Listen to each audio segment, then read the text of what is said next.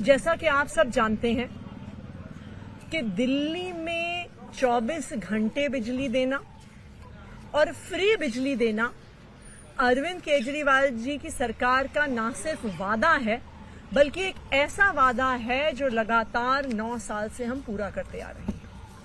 दिल्ली एक लौता राज्य है जहां 24 घंटे बिजली आती है और उसके बावजूद 22 लाख परिवारों का बिजली का बिल जीरो आता है। जैसा कि आप जानते हैं कि अरविंद केजरीवाल जी की सरकार की कोई ऐसी पॉलिसी नहीं है जिसको हमारे विरोधी रोकने की कोशिश नहीं करते। साल दर साल, हर साल जब भी अरविंद केजरीवाल जी दिल्ली वालों के लिए कोई काम करने की कोशिश करते हैं, उनके हित में कोई फैसला लेने की कोशिश करते हैं, तो हमारे विरोधी हर संभव प्रयास कर देते हैं उस काम को रोकने का। आपको याद होगा कि पिछले साल भी जब बिजली की सब्सिडी आने का समय आया था तो कितनी कोशिश हुई थी हमारे विरोधियों द्वारा उस सब्सिडी को रोकने की।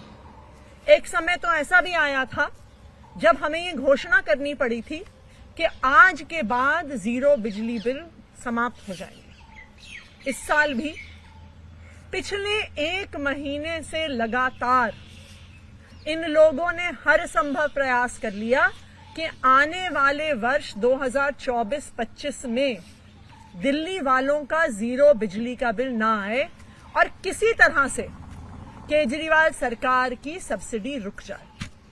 इन्होंने अफसरों को बुलाया, अफसरों को धमकाया, पूरी कोशिश कर ली कि दिल्ली वालों के जीरो बिजली के बिल रुक जाए। लेकिन जैसा कि आप सब जानते हैं कि अरविंद केजरीवाल जी ने जब एक बार दिल्ली के लोगों को वादा कर दिया तो फिर उन्हें जो भी करना पड़े, जितना भी संघर्ष करना पड़े, जिसके आगे हाथ जोड़ना पड़े, जिससे लड़ाई करनी पड़े, कुछ भी करना पड़े, अरविंद केजरीवाल जी दिल्ली वालों को अपना वादा पूरा करके रहते। और आज मुझे सभी दिल्ली वालों को ये बताते हुए बहुत खुशी है कि आज की केजरीवाल सरकार की कैबिनेट की बैठक में जो दिल्ली वालों को फ्री बिजली के बिल मिलते हैं, जो उनको सब्सिडी मिलती है, वो 2024-25 में भी जारी रहेगी। उसका फैसला आज कैबिनेट ने लिया है।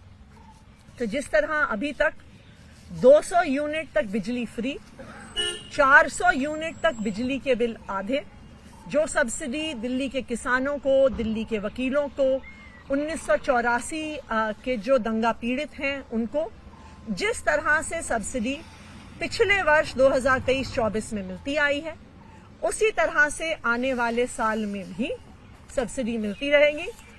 दिल्ली वालों का बिजली का बिल जीरो आता रहेगा और अब ये पॉलिसी 31 मार्च 2025 तक पास कर दी गई है। धन्यवाद।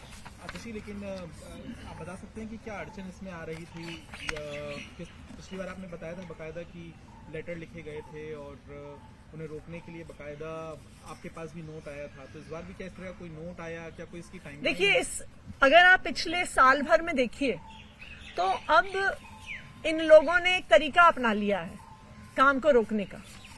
अब ये खुद खुलकर कुछ नहीं करते हैं, ये अब अफसरों को धमकाते हैं, अफसरों को बुलाते हैं, धमकाते हैं, कहते हैं कि अगर तुमने केजरीवाल सरकार के साथ काम किया, केजरीवाल सरकार की काम में मदद करी, इनकी पॉलिसी पास करवाई, लागू करवाई, तो तुम पे विजिलेंस इंक्वायरी कर देंगे, तुम्हें सस्पेंड कर देंगे, तुम्हें जेल में डाल देंगे, तुम पर सीबीआई ईडी के केस करवा देंगे।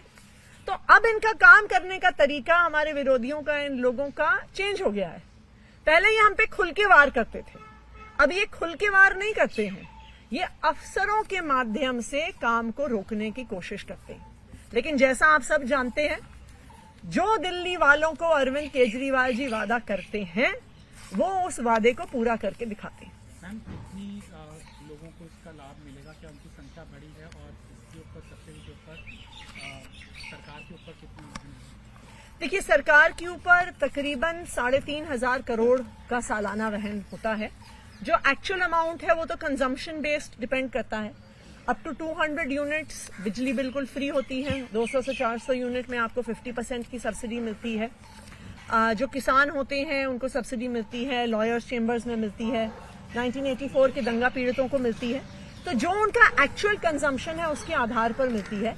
तो वो डिपेंड करेगा जो एक्चुअल फिगर होगा कि लोगों का कंजम्पशन कितना होता है। ईडी वाले मामले में भी लगातार कोर्ट में मामला चल रहा है। आतिशी क्या कहेंगी? वो कह रहे हैं कि डिले किया जा रहा है प्रक्रिया को, और ये भी कहा है कि आप उनके बदनाम करने के लिए जो एक आरोपी को सीसीटीवी दिया था उसको इस्तेमाल कर रहे हैं, गुमराह कर रहे हैं। हम उनको बदनाम कर रहे हैं कि वो खुद ही अपने आप को बदनाम कर रहे हैं।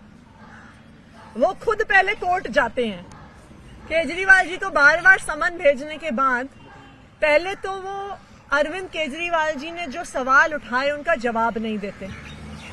उसके बाद वो खुद कोर्ट जाते हैं कि ये समन्स लीगल है कि नहीं है, कि अरविंद केजरीवाल जी को कोर्ट आना चाहिए कि नहीं आना चाहिए।